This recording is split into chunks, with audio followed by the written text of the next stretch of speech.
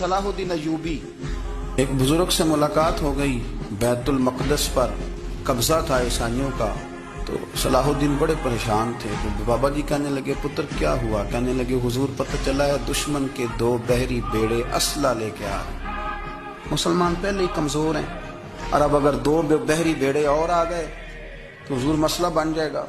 تو میں پریشان ہوں کہ کس طرح یہ کم مسئلے والی ہماری فوج ہے کیسے مقابلہ کرے گی۔ تو بابا جی کہنے لگے پتر اس طرح کرنا، آج رات تو بھی دعا کرنا اور میں بھی کروں۔ صلاح الدین ایوبی سے بزرگوں نے کہا کہ رات آج نا اللہ اللہ کرنا، تو میں تیرے لیے دعا کروں گا، تو بھی دعا کرنا۔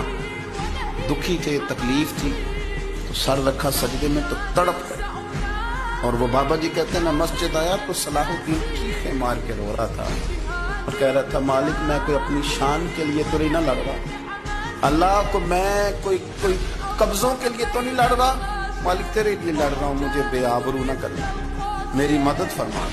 کہتے ہیں میں آیا تھا کہ مسجد میں دعا کروں گا، پر صلاح الدین ایوبی کو روتے دیکھا تو میں لوٹ گیا۔ تو سویرے صلاح الدین ملے تو بڑے خوش تھے۔ میں نے کہا پتر کیا ہوا؟ کہنے لگے حضور وہ بحری بیڑے 2 آ رہے تھے نا اسلحہ لے کے، دونوں ڈوب گئے پانی میں ڈوب گئے۔ تو بابا جی کہنے لگے صلاح الدین وہ پانی میں نہیں ڈوبے، وہ تیرے آنسوؤں میں ڈوب گئے۔